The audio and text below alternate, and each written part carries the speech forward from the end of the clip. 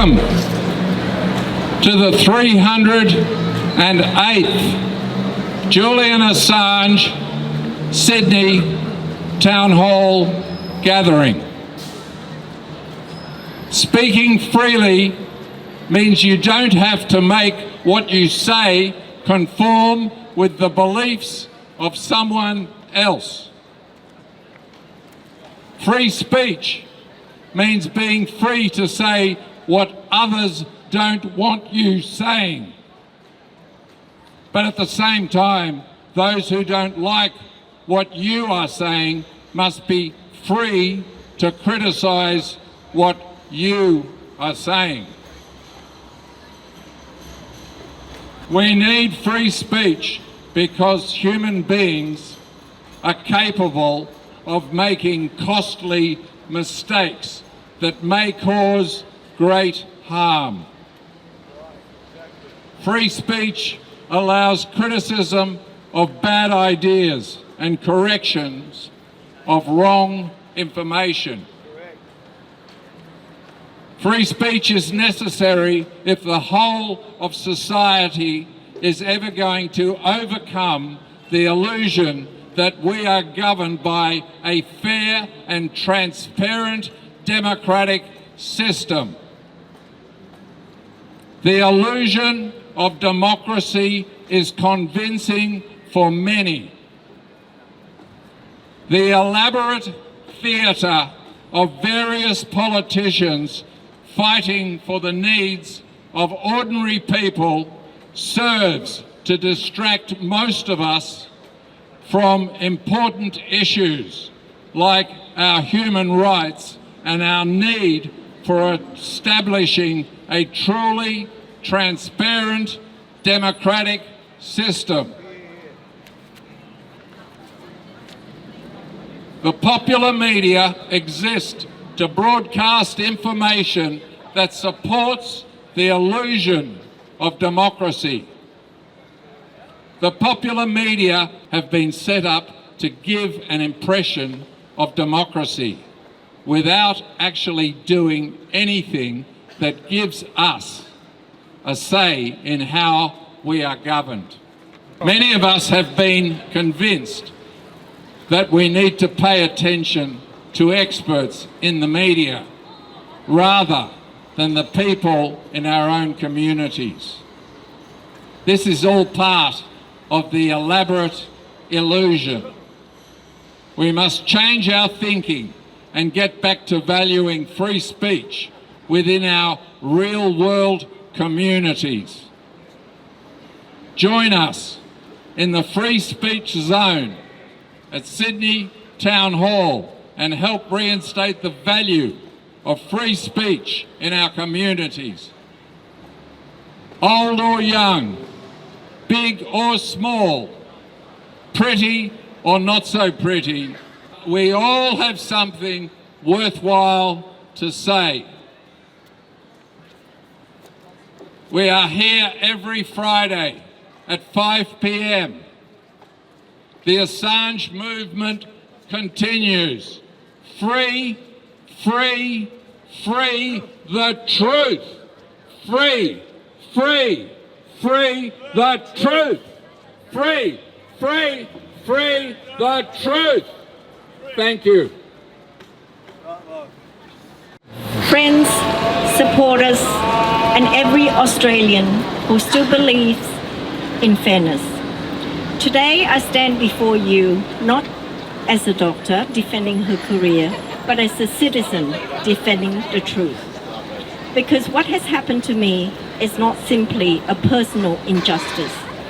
It is a reflection of how fragile our justice system has become when no one is watching.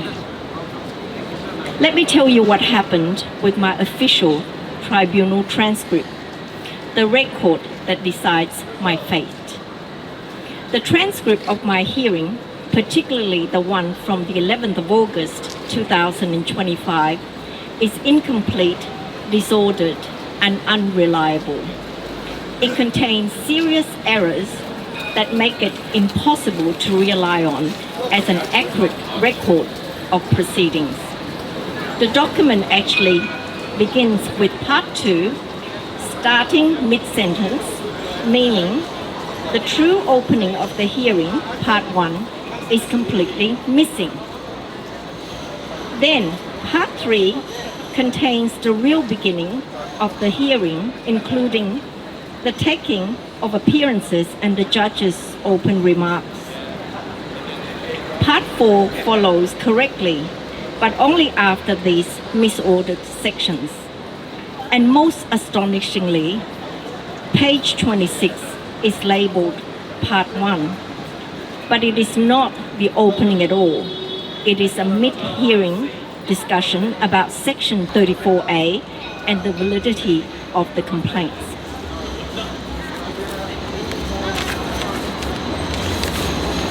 What this shows is that the transcript was compiled from multiple audio segments, spliced together in the wrong order, and with the genuine opening segment missing altogether.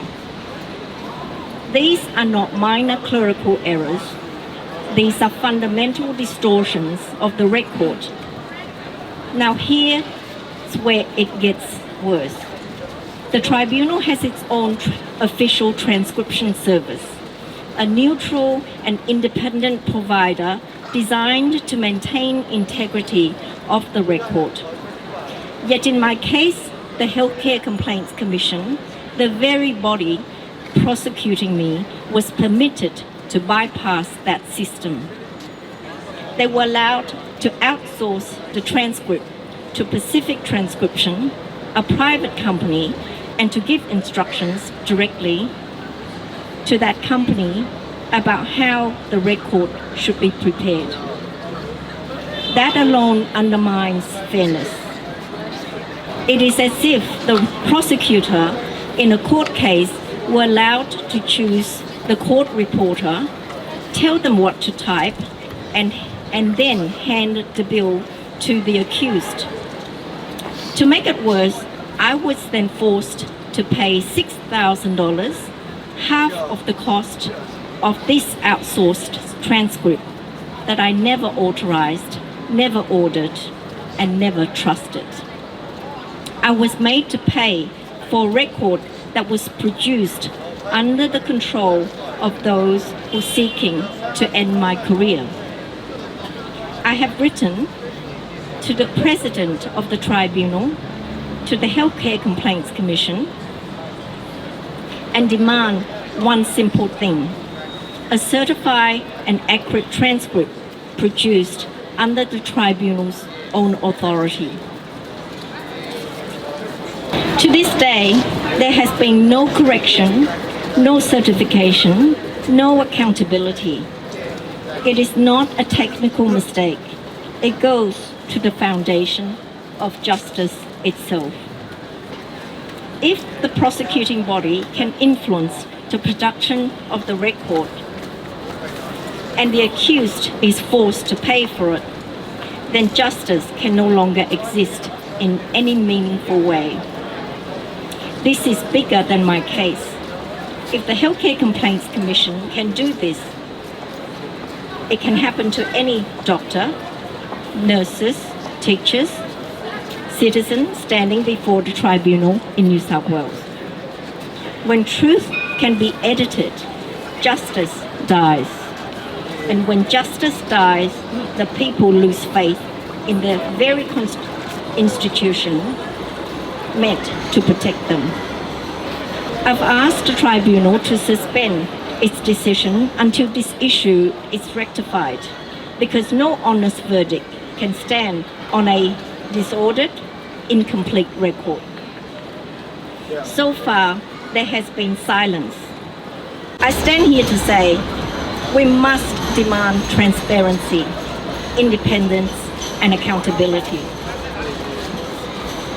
The tribunal must never again allow a prosecuting agency to control or influence evidence, and no person should ever be charged thousands of dollars for a document that is missing sections and compiled in the wrong order. If this can happen to me, a doctor with nearly 30 years of unblemished record, it can happen to anyone. And that is why I will not stop speaking, because justice can be delayed, but it cannot be rewritten. Thank you.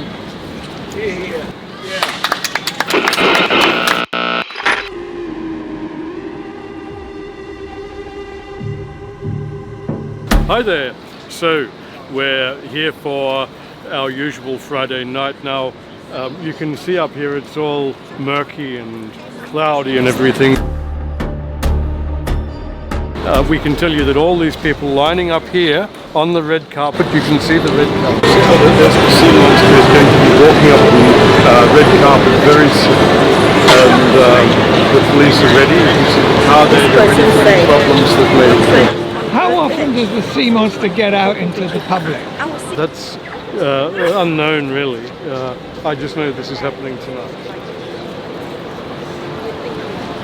So we're all waiting here with bated breath That's right, yes. for this incredible sea monster's arrival. I can see that gentleman over there with a worried look on his face on the telephone. He must be in contact with the sea monster, I would imagine. And there's the police, just to make sure that no one's going to interfere with the sea monster's arrival.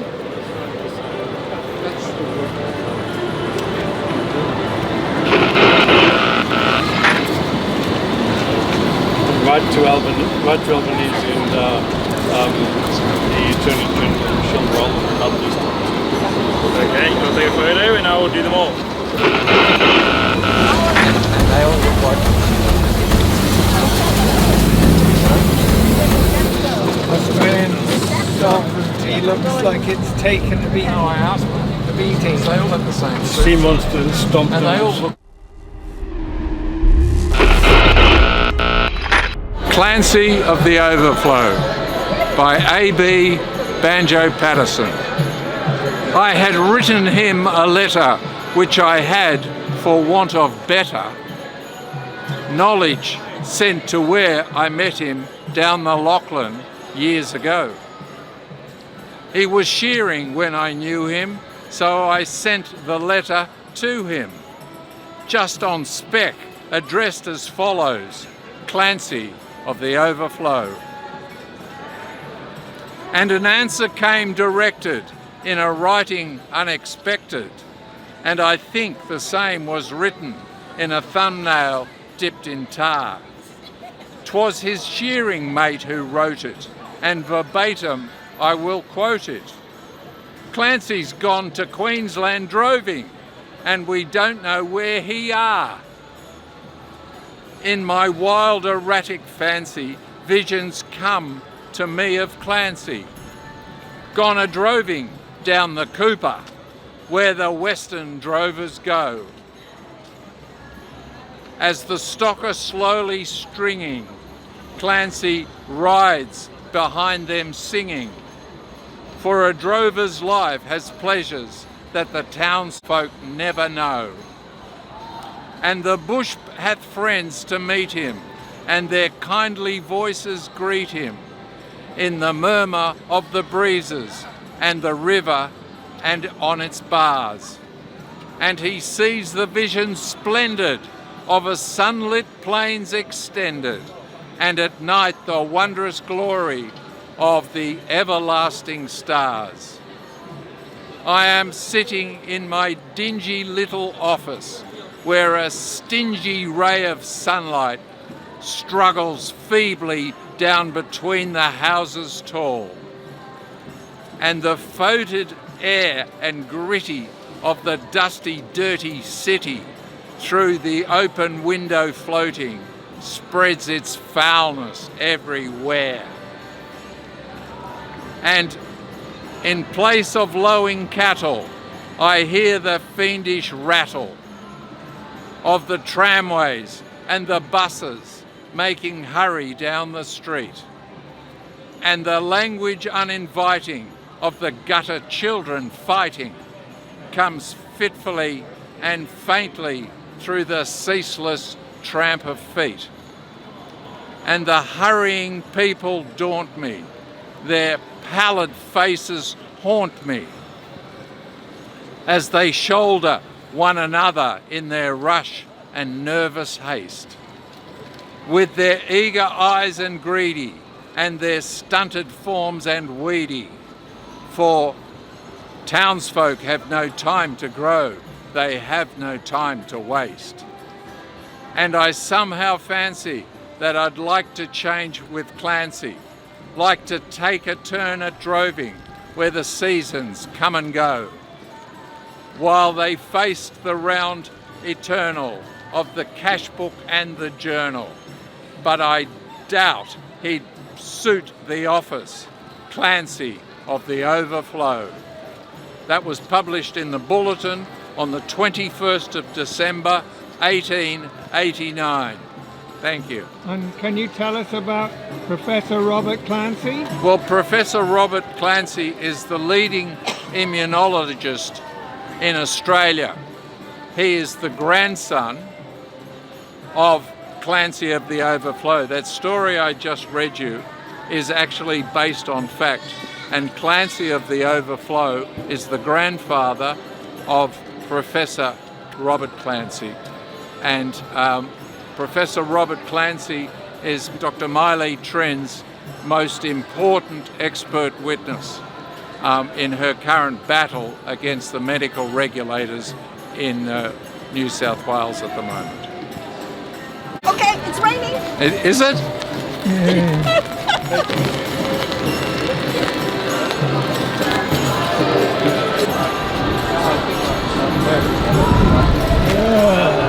I can't recall the artist.